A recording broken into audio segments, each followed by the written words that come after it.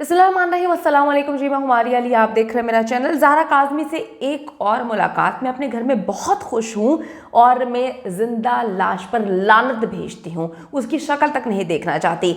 ज़ाहरा मेरे हवाले करो, मैं ज़ाहरा के बगैर रह नहीं सकता। मैं हर हाल में ज़ाहरा को लेकर जाऊँगा, मैं उसे समझाऊँगा। ज़हीर ने जी नया हमला कर दिया है इस वक्त। मेहदी अली काज़मी से मुज़ाकरात नाकाम होने के बाद जिंदा लाश एक बार फिर से उनको तकलीफ देने के लिए अदालत पहुंच गया।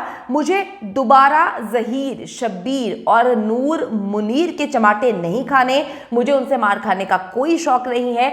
ज़ाहरा काज़मी ने भी करारा जवाब दे दिया। ये क्या मामला है, क्या बेगैरतियां शुरू कर दी हैं। एक बार फिर से जो है इन्होंने नीचपन का मुजाहरा करते हुए बता दिया है कि हम ज़ाहरा को किसी सूरत खुश रहने नहीं देंगे, मेहदी अली काज़मी को तकलीफ देंगे और हर हाल में जो है बच्ची को अजियत देना ही हमारा अव्वलीन फ़र्ज़ इन्होंने समझकर एक और गेम डाली है। जलील एक्सेस एक बार फिर से मेहदी अली काज़मी को तंग करने पर मजबूर हो गया। यानी कि बड़ी अजीब सी बात है, जो इनका जाली मौला जट है, मुझे तो आज तक उसकी समझ नहीं आती कि वैसे एक तरफ वो ड्रामेबाजी करता है, मैं बहुत अच्छा इंसान हूँ, दूसरी तरफ वो ड्रामेबाजियाँ करता है औरतों की तौहीन करके, उनके किरदार पर उंगलियां उठाकर उनको गंदा करके, तीसरी तरफ वो झूठ बोलता है और बकवास करके कहता है कि ज़ाहरा काज़मी जो कहेगी, अगर उसने कह दिया कि मैं अपने वालिदैन के साथ जाऊँगी तो मैं उसका साथ दूंगा।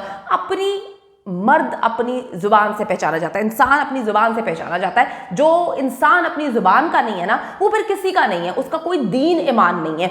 इसने ये कहानी सुनाई थी, लेकिन बच्ची तो कह चुकी है कि मैं अपने वालिदैन के साथ जाना चाहती हूँ और बच्ची इनके मुंह पे जनाटेदार थप्पड़ मार के जा भी चुकी है सिंध हाई कोर्ट में।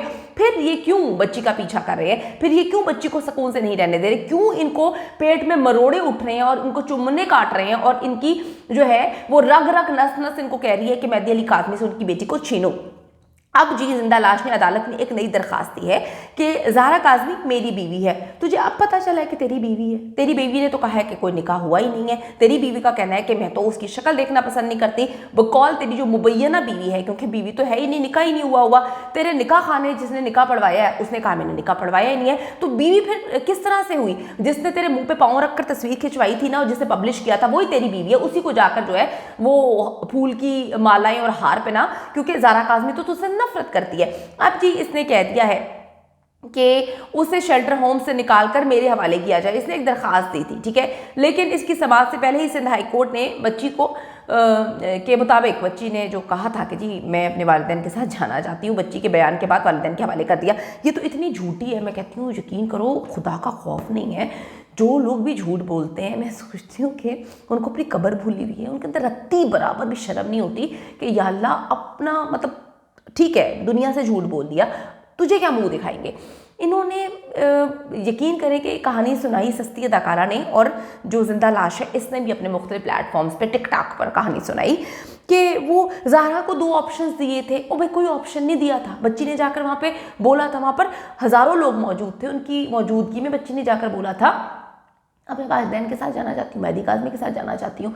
तो बच्ची ने ना कोई ऑप्शन में से कोई चीज़ चूज़ की थी, ना जज साहब ने कोई ऑप्शन दी थी। तो ये लोग बहुत ज़्यादा झूठ बोलते हैं। अब जी मेहदी काज़मी के घर जाने का फैसला बच्ची ने अदालत से जो है वो के सामने किया था और उसके बाद हर हफ्ते शेल्टर होम और पुलिस जो है वो मेहदी अली काज़मी के घर जाती है, चक्कर लगाते हैं, ज़ाहरा काज़मी से मुलाकात करते हैं, 1-on-1 मुलाकात होती है। मेहदी भाई को उनकी फैमिली को बाहर भेजा जाता है। इस सैटरडे भी ये शेल्टर होम में जाता है। शेल्टर होम का अमला जो है वो मेहदी भाई के घर जाता है।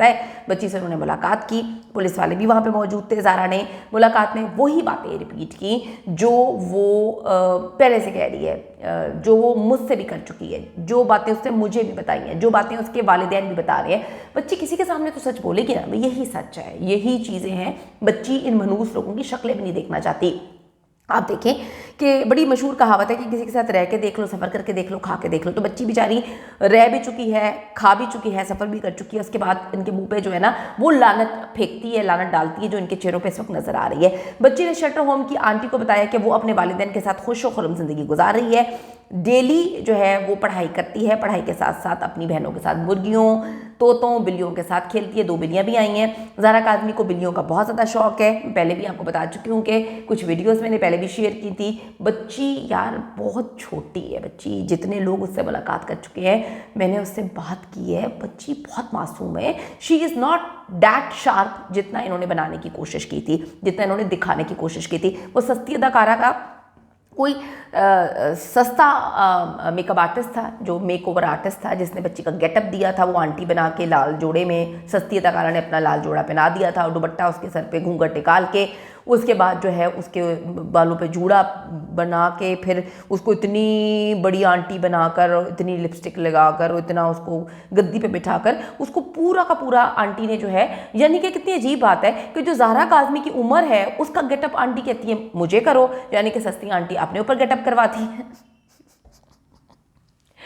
और जो आंटी की अपनी रियल एज है, यानी कि 45 तो है ना सस्ती अदाकारा की, फ़िरौन की मम्मा है, तो फ़िरौन की मम्मी की जो एज है वो अपनी एज कह देती है अपने मेकअप आर्टिस्ट को कि ये कन्वर्ट कर दो ज़हरा काज़मी। कितनी ज़्यादती है, कितनी गलत बात है। यानी कि ज़हरा की वालिदा से भी उम्र में बड़ी या उनकी हम उम्र तो हो ना तुम, उसके बाद तुम बच्ची के साथ मुकाबला कर रही हो। कितनी जलन कुकड़ी है ये। अच्छा जी, अब मैं आपको बताती चलूँ कि तीनों बहनें इस वक्त रिलैक्स्ड हैं, बहुत सुकून में हैं, अपने वालिदैन के ज़ेरे साया हैं, वहाँ पर बहुत अच्छी ज़िंदगी गुजार रही हैं। बच्ची ने बता दिया कि जी वो तो इस दरिंदे का, इन तमाम दरिंदों का मुंह भी नहीं देखना चाहती। वो कहती है मुझे इनकी शक्ल से कराहत होती है, घिन चढ़ती है कि इन लोगों ने मेरी ज़िंदगी बर्बाद कर दी है। बच्ची ने बता दिया है कि मुझे एक लड़की ने, मैंने आपको पहले भी बताया था कि एक लड़की को इन्होंने इन्वॉल्व किया था।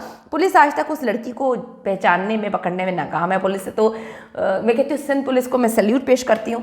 उन्होंने तो आज तक उस टैक्सी ड्राइवर का पता नहीं लगाया जिसकी कहानी ये लोग बैठकर सुना रहे हैं। तो सिंध पुलिस तो बहुत अच्छे अंदाज में काम करती है। सिंध पुलिस की तो खैर कहने ही अलग है। मैं कहती हूँ कि कोई अवार्ड, कोई मेडल्स हों, स्पेशल बनाए जाएं, वो आवाम को चाहिए कि सिंध पुलिस को दें, ट्रिब्यूट भी पेश करें कि बहुत अच्छा काम किया है। तो बच्ची बता चुकी है कि जी एक लड़की मुझे आई थी लेने और इन्होंने मुझे ट्रैप किया, किस तरह से लेकर गए, सारी कहानी।